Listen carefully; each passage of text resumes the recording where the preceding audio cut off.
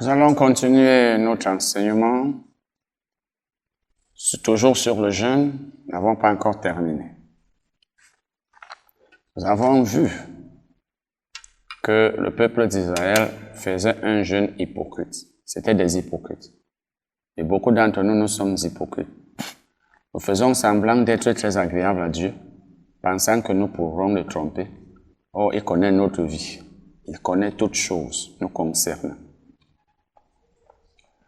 Nous avons vu que c'est donc la raison pour laquelle Dieu n'exauçait pas Israël. Donc, le peuple d'Israël vivait dans le péché, désobéissait à Dieu et jeûnait, pensant que Dieu les exaucerait, que Dieu ferait ce qu'il lui demanderait.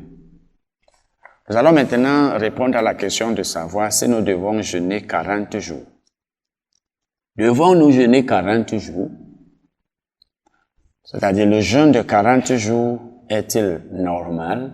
Est-il biblique? Nous est-il recommandé? Et même, nous est-il ordonné? Faisons-nous du bien lorsque nous jeûnons 40 jours? Faisons-nous du mal lorsque nous ne jeûnons pas 40 jours?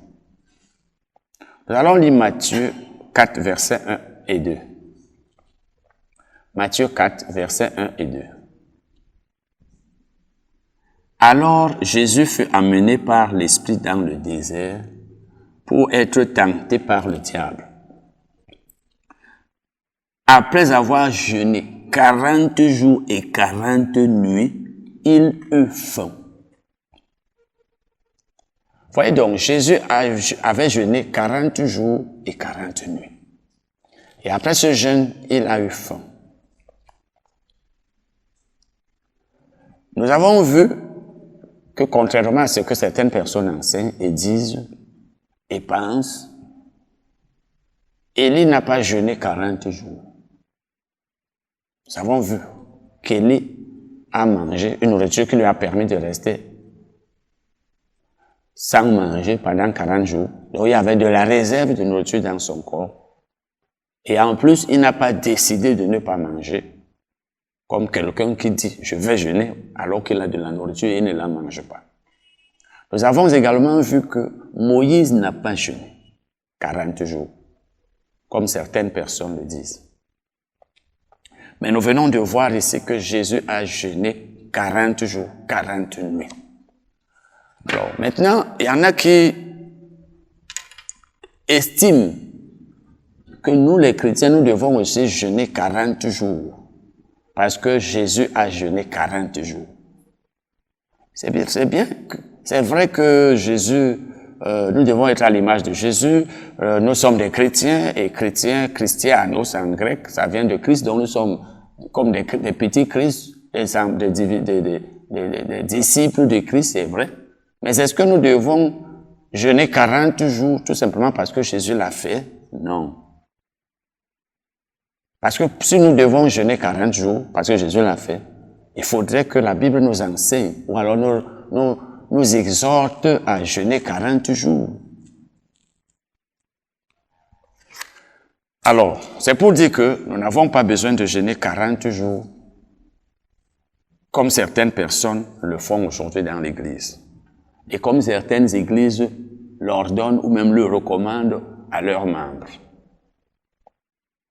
Il y en a aujourd'hui qui, à force de jeûner, ou alors, parce qu'ils ont jeûné pendant très longtemps, sont tombés malades.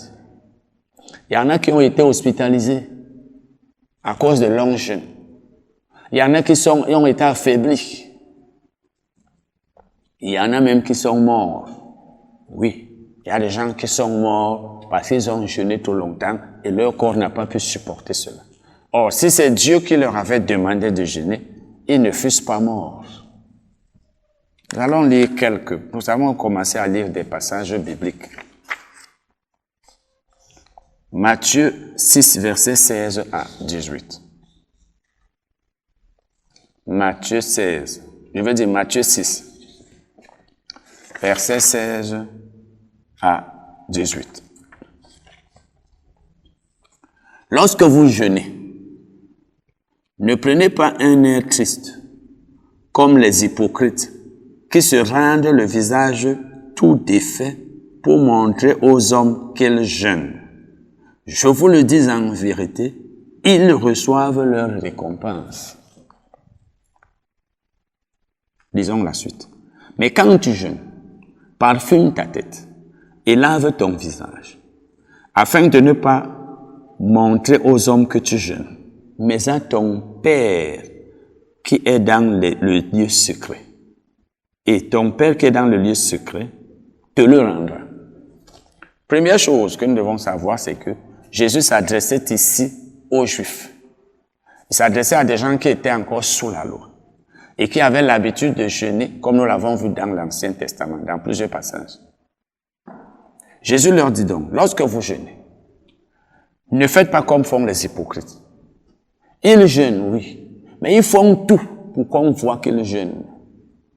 Et quand vous lisez ce passage, à partir même du verset 1, vous allez voir que Jésus a mis en garde ceux à qui il s'adressait, en leur disant, ne faites pas l'aumône pour montrer aux hommes. Ne priez pas pour montrer. Ne jeûnez pas pour montrer. Votre but ne doit pas être l'apparence. Donc, efforcez-vous même de jeûner, de sorte qu'on ne sache pas que vous avez jeûné. Donc, son enseignement portait sur la publicité du jeûne. Et s'il ne leur disait, c'est parce que eux, ils avaient l'habitude de jeûner, comme nous l'avons vu dans l'Ancien Testament, et leur jeûne était hypocrite. Parce que nous avons vu que dans l'Ancien Testament, le jeûne hypocrite consistait à jeûner, alors qu'on ne mettait pas la parole en pratique. Eux donc, ici, étant des religieux, jeûnaient pour montrer. Le religieux veut qu'on sache qu'il a fait telle chose pour le Seigneur. Il veut qu'on sache qu'il est comme ceci, qu'il est trop saint, qu'il aime trop Dieu. Il montre, il a l'apparence de la piété. C'est comme dans certaines de nos églises, pour faire l'offrande, il faut que tu viennes te tenir devant, tu dis, je donne telle somme au Seigneur pour que les gens sachent. Pour donner de l'argent, il faut que tu sonnes la trompette. Pour prier, il faut que les gens sachent que tu pries beaucoup. Et Jésus les mettait donc ici en garde en disant, ne jeûnez pas dans le but de vous montrer, de montrer aux gens que vous jeûnez. Ne soyez pas comme des hypocrites. Et il dit, quand tu jeûnes, parfume ta tête et enferme-toi dans ta chambre. Enferme-toi. Pour ne pas montrer aux hommes. Voilà donc ce que Jésus a voulu dire ici. Nous allons lire un autre passage. C'est Marc 2. Marc 2, verset 18 à 20. Les disciples de Jean et les pharisiens jeûnaient. Ils vinrent dire à Jésus, « Pourquoi les disciples de Jean et ceux des pharisiens jeûnent-ils, tandis que tes disciples ne jeûnent point ?» Jésus leur répondit, « Les amis de l'époux peuvent-ils jeûner pendant que l'époux est avec eux? » L'époux, c'est Jésus. Et Jésus voulait donc leur dire ici que pendant que je suis avec eux, il n'est pas nécessaire qu'ils jeûnent. Il n'est pas nécessaire qu'ils jeûnent. Il dit aussi longtemps qu'ils ont avec eux l'époux, ils ne peuvent jeûner. Les jours viendront où l'époux leur sera enlevé, et alors ils jeûneront en ce jour-là. Donc Jésus voulait dire ceci. Tant que je suis avec eux, ils n'ont pas besoin de jeûner. Lorsque je partirai, ils pourront jeûner. Mais nous ne pouvons pas nous appuyer sur ce passage pour dire aux chrétiens, il faut jeûner. Absolument. Parce que Jésus d'abord s'adressait ici à des personnes qui étaient encore sous la loi, à des personnes qui pratiquaient encore le jeûne de l'Ancien Testament, à des personnes qui n'étaient pas spirituelles comme nous, qui n'avaient pas le Saint-Esprit. Parce que nous verrons que le jeûne a une influence sur le plan spirituel. C'est-à-dire, le jeûne change la personne elle-même. C'est à la personne elle-même, en fait, c'est la personne elle-même qui sera changée par le jeûne. Le jeûne ne change pas Dieu. Dieu reste le même. Le jeûne ne change pas la pensée de Dieu. Mais le jeûne peut aider la personne qui a jeûné.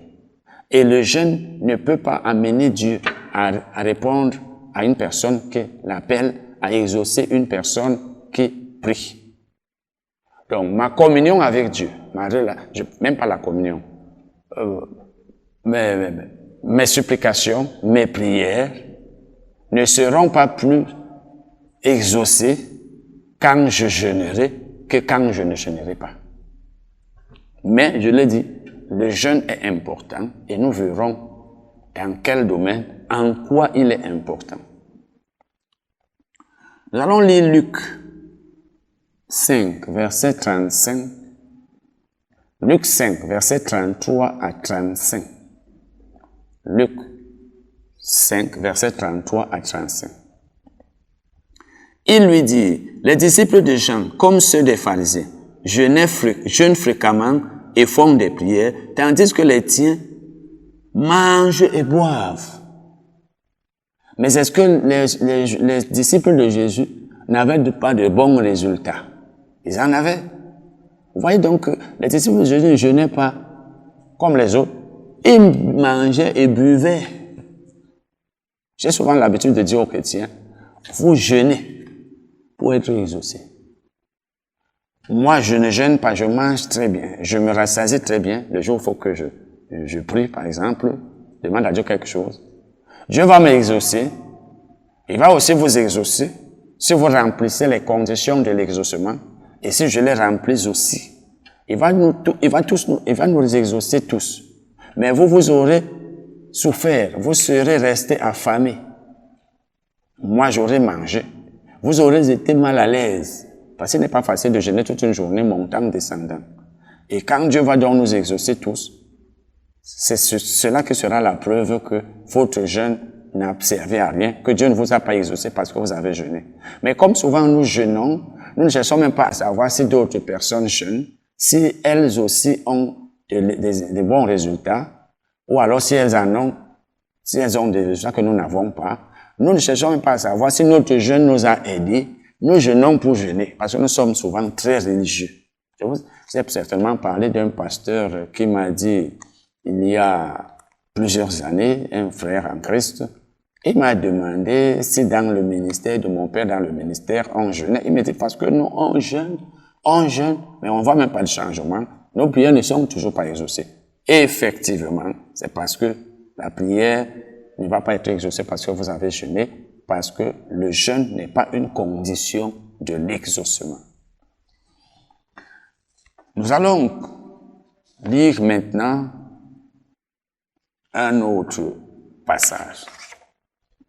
Lisons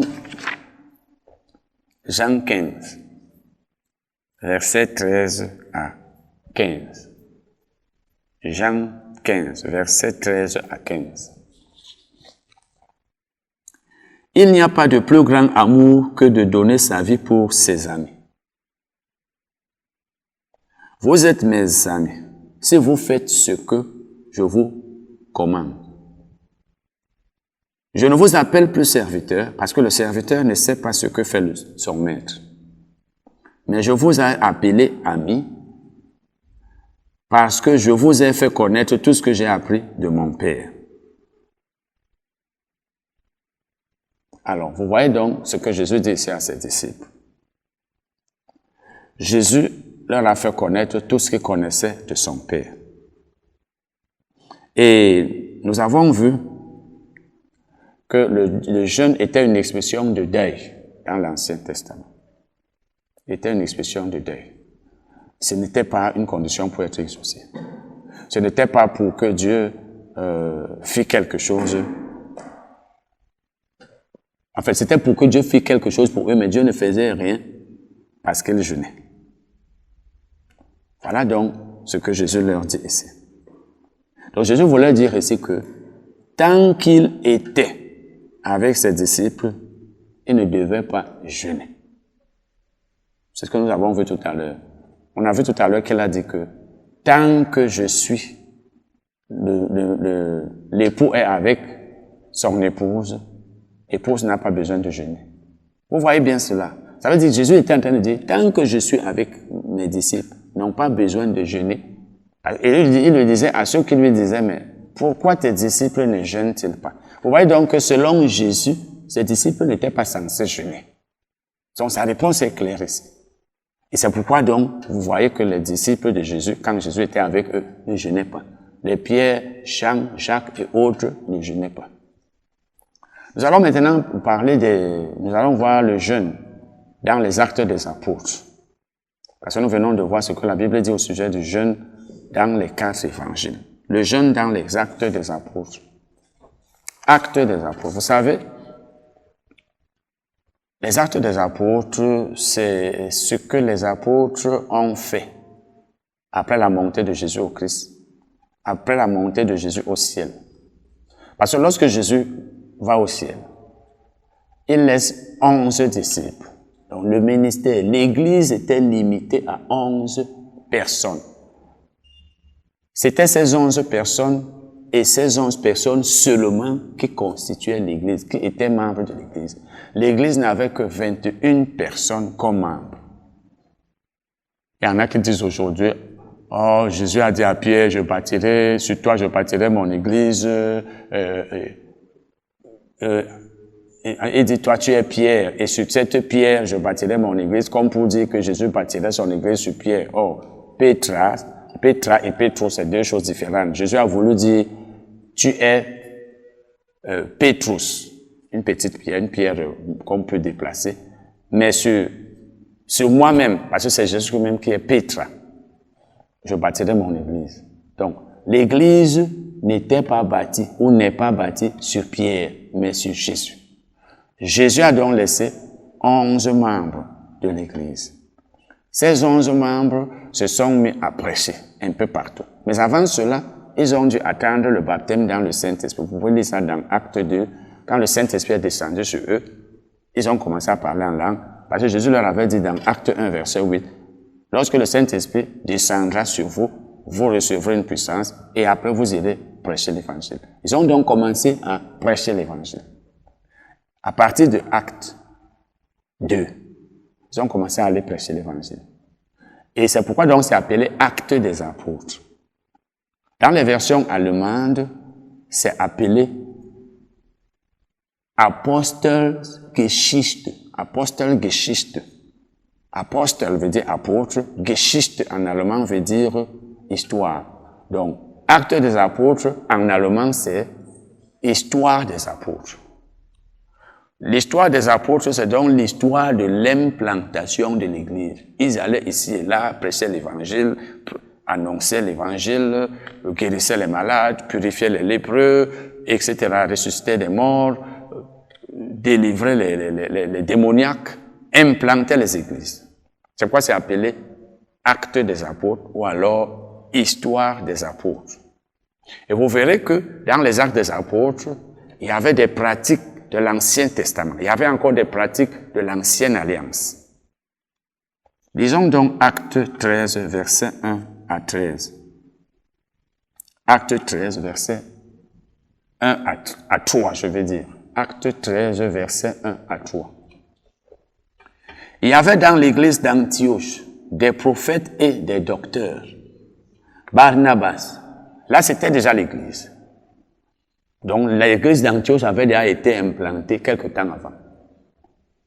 Il y avait déjà des membres. Parce que lorsque les apôtres allaient prêcher quelque part, pour la première fois, les gens se convertissaient au Seigneur, ça veut dire qu'ils se repentaient et recevaient l'évangile.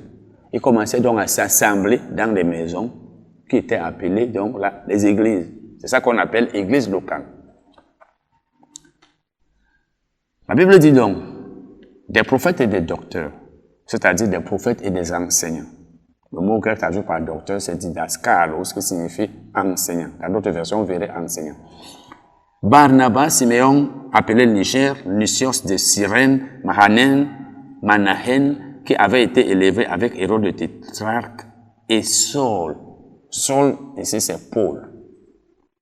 Pendant qu'ils servaient le Seigneur dans leur ministère et qu'ils jeûnaient, le Saint-Esprit dit, « Mettez-moi à part Barnabas et Saul pour l'œuvre à laquelle je les ai appelés. »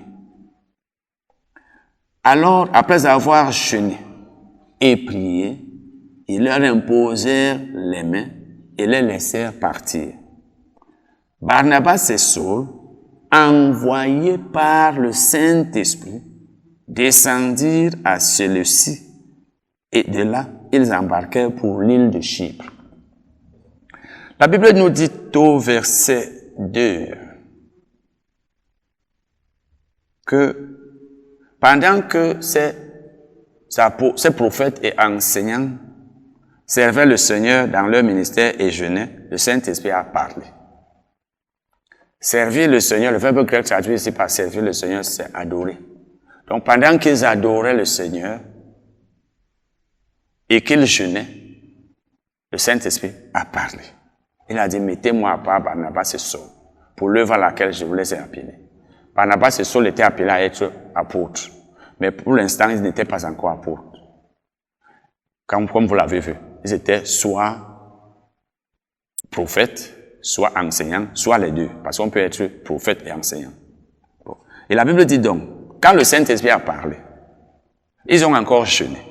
Après avoir jeûné et prié, ils leur ont imposé les mains. Ils les ont laissés partir. Alors, vous voyez donc, la Bible nous montre ici qu'ils ont jeûné. Ils ont jeûné. Mais ils n'étaient pas en train de prier. Comme nous, on prie pour que Dieu nous exauce. La Bible nous dit clairement que pendant qu'ils jeûnaient, ils adoraient Dieu.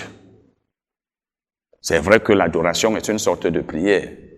Mais ils ne faisaient pas de prière, de requête. Ils ne demandaient pas à Dieu de faire quelque chose pour eux. Quand on adore Dieu, on ne lui demande pas de faire quelque chose. Si vous connaissez ma chanson, parce que pour ceux qui ne le savent pas, je suis chanteur, si vous connaissez ma chanson d'adoration, To You All the Glory, voici le refrain. Je n'étais pas là en train de demander à Dieu de faire quelque chose pour moi. Oh my God, when I think of what you have done in my life, I can never stop worshiping you. Oh my God, when I think of what you have done in my life, I can never stop adoring you. Je suis en train de dire là, oh mon Dieu, quand je pense à ce que tu as fait dans ma vie, je ne peux pas cesser de t'adorer. Donc je ne suis pas en train de demander à Dieu de faire quelque chose pour moi. C'est ça l'adoration. Ils étaient donc en train d'adorer pendant qu'ils jeûnaient. Ils n'étaient pas en train de dire à Dieu, pardon, fais ceci, fais cela pour nous. Ils n'attendaient rien de Dieu. Ils ne demandaient rien à Dieu. Nous allons nous arrêter là pour aujourd'hui. Je vous rappelle qu'il y a une brochure qui coûte 1000 francs dans mon ministère. Comprendre le jeûne. Et le ministère a un site. Et si vous voulez écouter ou même télécharger les enseignements de notre ministère, toutes les informations vous seront données dans le générique de fin. Amen.